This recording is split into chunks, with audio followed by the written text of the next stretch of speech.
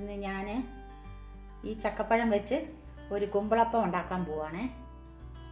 ഈ ചക്കപ്പഴം നമുക്ക് കുരു മാറ്റി ഒന്ന് മിക്സിയിലിട്ട് അരച്ചെടുത്തുകൊണ്ട് വരാവേ. ഇത് കൂഴച്ചക്കയാണ്.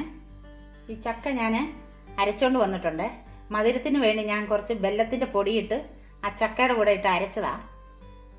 ഞാനൊരു വലിയ കപ്പിൽ 1 കപ്പ് അരിപ്പൊടി എടുത്തിട്ടുണ്ട്. അത് നമുക്കൊരു പാത്രത്തിലേക്ക് ഇടാം. ഈ ചക്ക വെല്ലം കൂടെ അരച്ചത് ഈ അരിപ്പൊടിയിലേക്ക് ഇടുവാണേ. ഇതിലേക്ക് നമ്മൾ ഒരു തേങ്ങ ചിരകി വെച്ചിട്ടുണ്ട്. അത് ഇതിലേക്ക് ചേർക്കുവാണേ. കുറച്ച് ഏലക്കായും ജീരകവും കൂടെ ഞാൻ പൊടിച്ചിട്ടുണ്ടായിരുന്നു. അത് ഇതിലേക്ക് ചേർക്കുവാണേ. ഇതിന് കുറച്ച് ഉപ്പ് ചേർക്കാവേ. ഇനി നമുക്ക് ഇതെല്ലാം കൂടെ ഒന്ന് മിക്സാക്കി എടുക്കാം.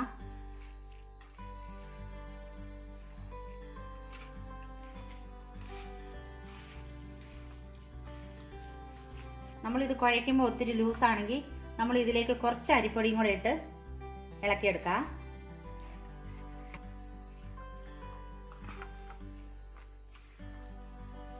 ഞാൻ ഈ മാവെല്ലാം കുഴച്ച് ഇവിടെ റെഡിയാക്കിയിട്ടുണ്ട്.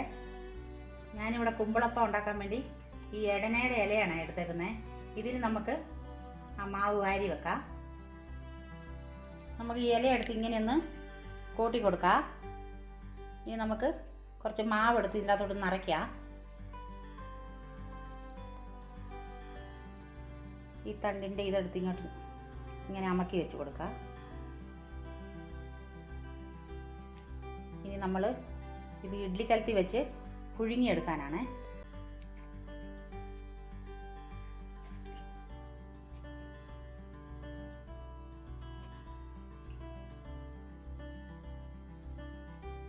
ഞാൻ ഇഡ്ഡലിക്കലത്തിൽ വെള്ളം ഒഴിച്ച് വെച്ചിട്ടുണ്ട്. ഇത് നമുക്കൊന്ന് തീ കത്തിച്ച് ഇത് അടുപ്പേ വെക്കാവേ. ഇതെല്ലാം നമുക്ക് ഇതിൽ പെറുക്കി വെക്കാം.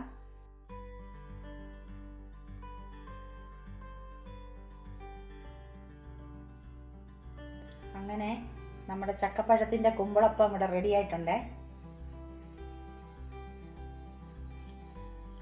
ഇതിന് നല്ല മണമുള്ള ഇലയാണ്.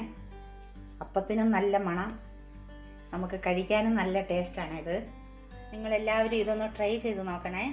നിങ്ങൾക്ക് ഇത് ഇഷ്ടപ്പെട്ടാൽ ഞങ്ങൾക്ക് ലൈക്കും ഷെയറും സബ്സ്ക്രൈബ് ചെയ്യാനും മറക്കല്ലേ.